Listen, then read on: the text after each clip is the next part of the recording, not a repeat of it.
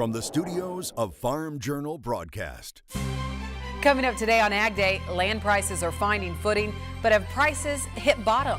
What's key now is what lenders and farmers do going forward. In agribusiness, how trouble in South America could change the storyline for crop prices. Well, it can change it significantly. As harvest looms in the Golden State, the guest worker debate heats up in Washington, and why this Wisconsin dairy is embracing agritourism. Ag Day, presented by the Chevy Silverado. High-strength steel for high-strength dependability.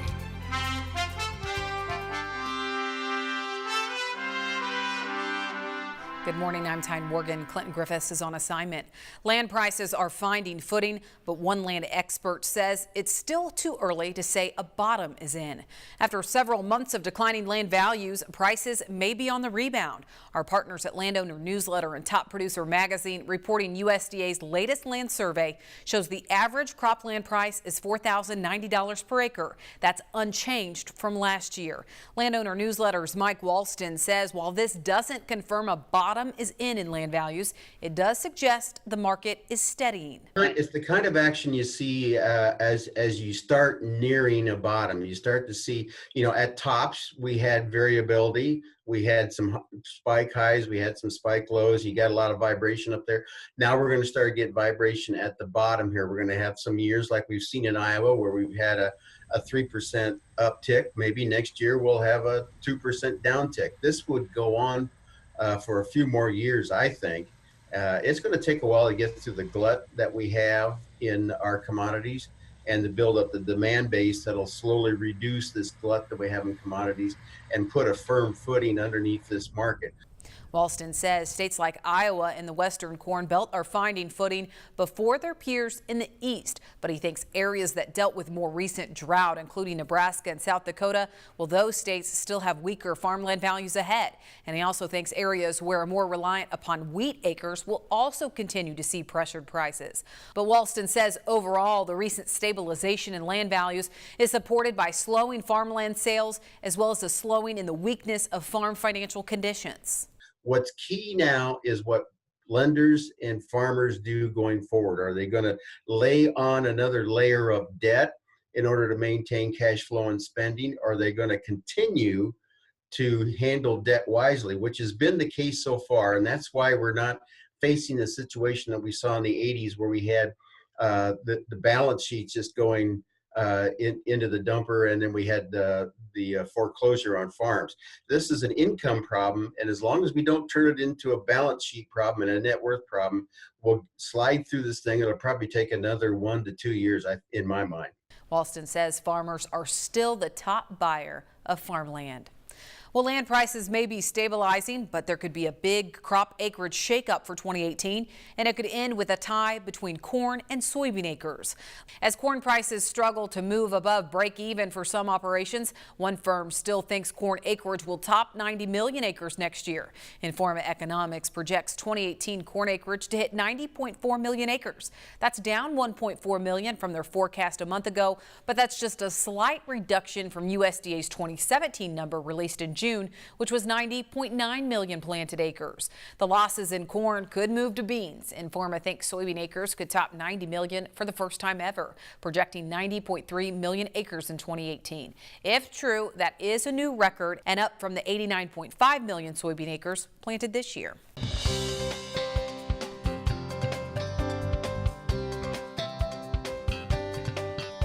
The I-80 Harvest Tour is brought to you by the Enlist Weed Control System. More weed control, less drift and volatility, maximum yield potential.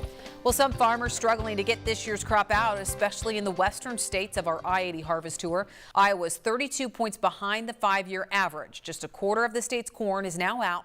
Nebraska 26 points behind. There are also delays in the eastern corn belt, just not as severe. Illinois is 12 points behind, Indiana 13 points behind, and Ohio is off 11 points of the average pace. While not on the I-80 tour, Minnesota farmers are struggling the most. It's 41 points behind. Well, those delays in the western corn belt are the result of a long string of rainy days. When farmers finally got a dry spell, they took advantage of it. Yet dry conditions late this summer may have taken the top off of some of the yields. Betsy Gibbon has the story from western Iowa during this week's I-80 Harvest Tour. during a gloomy October day in western Iowa. Adair farmer Craig Douglas looks at what he cannot control within the rows. I like to have it close to 20. It makes it dries easier, faster. The National Weather Service says his area received roughly 3 to 4 inches of rain the first half of the month. Since then, Mother Nature has let Douglas combine in the field. But farmers like him are planning on additional drying costs this year. We'll have some drying costs, which is real helpful with $3 corn. Over in Neola, it took Eric Peterson longer than usual to be in the fields too. But his cattle don't mind the high moisture corn. We are behind our normal pace. We've gotten 2 bunkers full of high moisture corn at both feedlots, but the corn's starting to dry down now. A soaked crop is a surprise. Since July was bone dry and farmers like Peterson did not think they would have much of a crop. Stress he's especially seeing with his corn-on-corn rotations. Then we got to some fields and there was some definite heat during pollination issues, and we had some poor yields too. So, I mean, it's kind of all over the place. Peterson says his beans are in the 60 bushel per acre range, not as good as last year. I'd say if you take our whole overall operation, we're going to be below our APH. It's what Douglas is seeing too. I really haven't heard of any monster bean yields over in this area. We'll still have a good crop, but probably not as good as last year. While farmers are optimistic the dim harvest weather is done for the season, Douglas still watches at what he cannot manage beyond his crops in Iowa. So I'm hoping our trade does not get messed up too bad. If that gets messed up, I mean, we haven't seen anything yet for low prices, I don't think. While this area of Iowa was dry, farmers say the south central part of the state was much worse. Some of that corn was cut early for silage. Reporting for AgDay, I'm Betsy Gibbon. Well, we're sticking with harvest talk, and now we focus on the sweet beet. Mike Hoffman is here with crop comments. Good morning, Mike. Good morning, Tyne. We heard from a sugar beet growing family in eastern Colorado. The Worden family farms about 12 miles from the town of Burlington. They said weather's been on the warm side, which is a real challenge for sugar beets. The crop is pretty particular about temperatures and moisture, but overall, the crop is doing good. The Wordens grow for Great Western Sugar, a co-op of about 850 farmers in 4 western states. Now, the top 4 sugar beet states are Idaho, Michigan, Minnesota, and North Dakota. Overall, the beet crop is 3/4 harvested according to USDA stats. That's on target with the 5-year average. Now, taking a look at the root zone moisture, what a change we have seen. Look at all the blue or wet areas through the middle of the country. We'll talk more about that and have your forecast coming up. First, here's some hometown temps. Farm Journal On Air is the go-to app for American agriculture. AgDay, AgriTalk, U.S. Farm Report, and more. 24/7 access to all of your favorite shows, TV and radio. In your hands, on demand. Farm Journal On Air. Download the app today. Still to come, why weather worries brewing in South America could change the plot of the corn and soybean price story this year. And we're headed in the country to Wisconsin to meet a dairy family that embraces agritourism as an important element of their business. Here now with Mark Gold. Mark, we've talked about these stagnant crop prices. I mean, it really is a broken record. We look at low volatility in the corn market, not a lot of opportunities to sell corn at profitable levels. But, when we look at weather and the weather situation here and possibly the weather situation playing out in South America, how could that change the story? Well, it can change it significantly. We've had the dry weather in Brazil. We've had the wet weather in Argentina. Argentina's dried out a little bit. We finally had some rains in southern Brazil on the last day or two. But it's like saying that a rain in May has made the bean crop. We're a long way from this crop being made in Brazil. We're just starting it.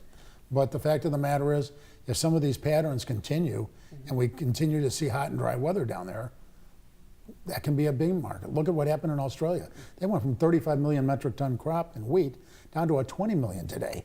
So it doesn't take much weather, if it hits at the right time and the right amount, to really do some harm out here. So how long do we need to see that dry weather persist before really the traders take note and it does start impacting prices here?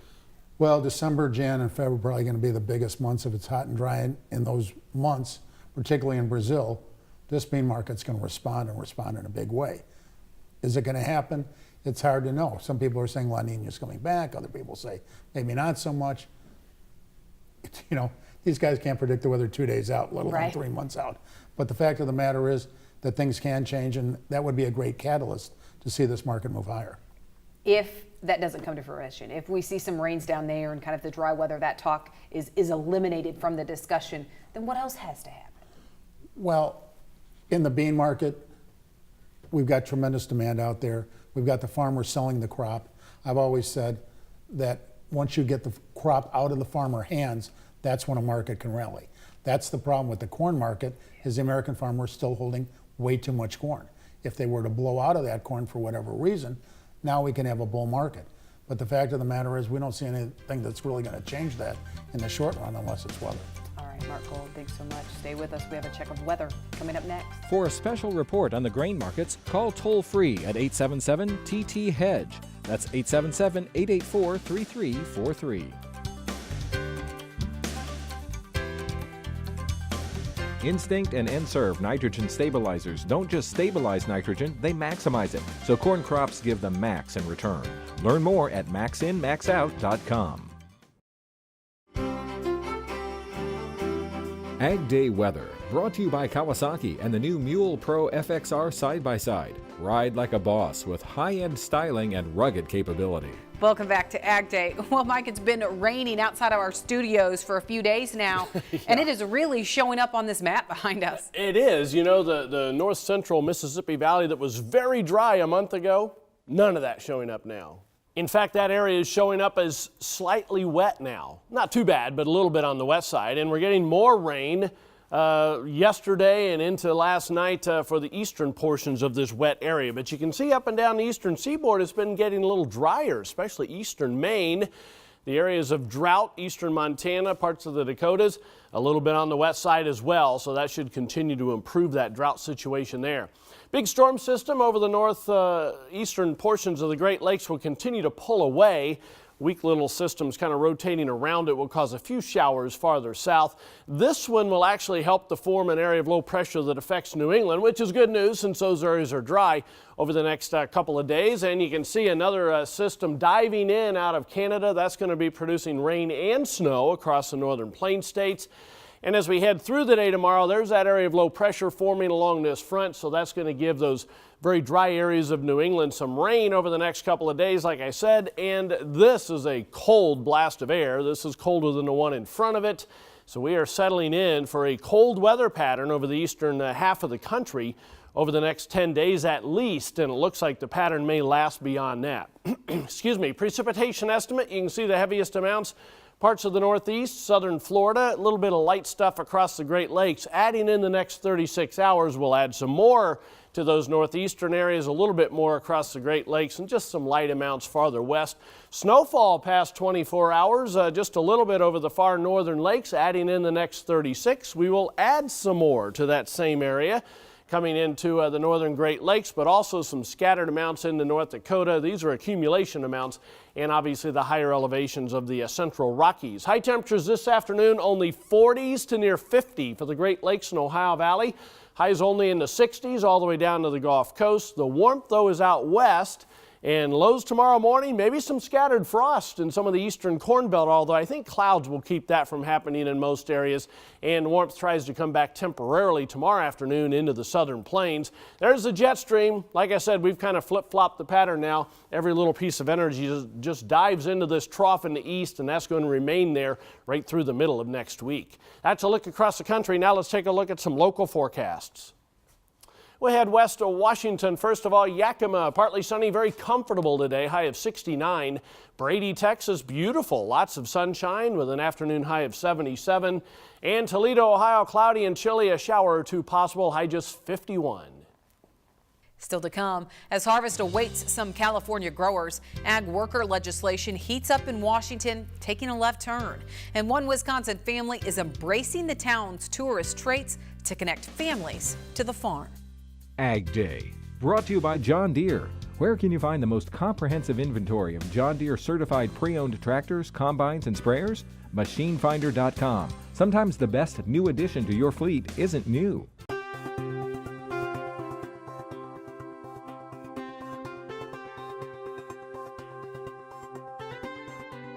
In news from our partners at the Packer, the House Judiciary Committee taking up the Agriculture Workforce Act on Tuesday, a guest worker bill that would replace the current H-2A program.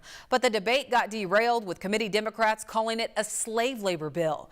As the debate heats up in Washington, continuing with the markup process Wednesday, perishable crops remain in the field with some California growers set to harvest their best crop yet.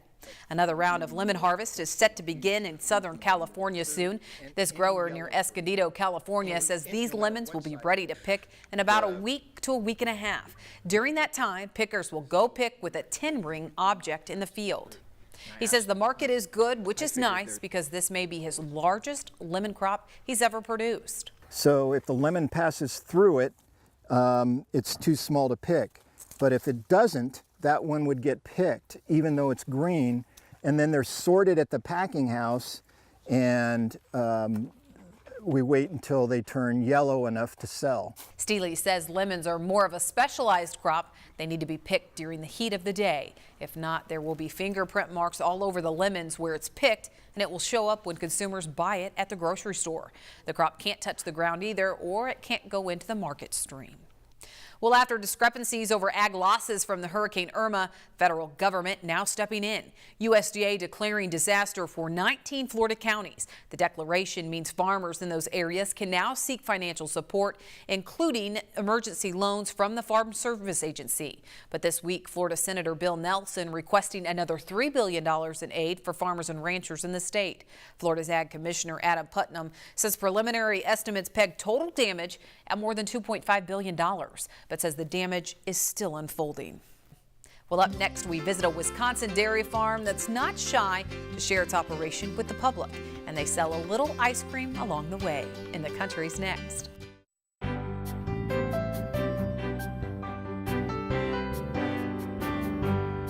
In the Country, brought to you by Kubota. Check out Kubota's RTV X1140, a rugged utility vehicle with seating for 4. Stop by your local dealer today or visit Kubota.com. Well, Door County, Wisconsin is a tourist destination. It's the thumb hanging off the east coast of the state near Green Bay. Now, it's a big draw, especially for the Illinois crowd, for people looking for apple orchards, pumpkin patches, and of course, the natural beauty of Lake Michigan. Well, one business that's embracing agritourism is Dairy View Country Store. The store is an integral part of the shop's dairy farm. In this video from the Wisconsin Milk Marketing Board, we see how the Shop family sees this as an opportunity to teach about modern agriculture. Give it a good hold. Thank you. Dairy View Country Store at Shops Hilltop Dairy opens its doors to guests for a fun learning experience all year long. We share everything from the corn maze, we have the petting zoo, we have our mini horses, the ice cream, the pizzas. Every year we rethink what we're going to do, we change some, but they like tradition. One of those traditions is the corn maze. One of the largest in the state, this maze offers a chance for people to enjoy the crisp fall air while having fun learning about Wisconsin agriculture. And it's been nice how our visitors came in, asked questions. We're more than happy to extend any information. Sometimes we give you way too much information because this is our home. We're not only inviting you into the farm, we're inviting you into our home when you come to a dairy farm. And the shops want to remind guests that while enjoying their visit, they should keep in mind that it's a working farm and the corn maze will be harvested as feed for their dairy cows. And then we always combine the maize at the end of the season, so we do ask that they stay on the trails, they don't pick the corn, they don't throw the corn, no alcohol in the maize, just keep it family fun. Dairy View Country Store at Shops Hilltop Dairy is a complete adventure, including a store that sells ice cream, fudge, and pizzas, and a viewing room that looks into the milking parlor, where visitors can learn firsthand about life on a dairy farm. When they leave here, I want them to see how hard we work to keep everything clean, how hard we work to keep our cows happy. A happy cow is the dairy's life. If our cows are happy, our whole family's happy. And that's Wisconsin Dairy News. I think I'm going to have to put that on our list for next summer. Well, that's all the time we have this morning. We're so glad you tuned in. For all of us at Ag Day, I'm Tyne Morgan. Have a great day in farm country. Ag Day, brought to you by Ram Commercial, America's longest lasting heavy duty pickups.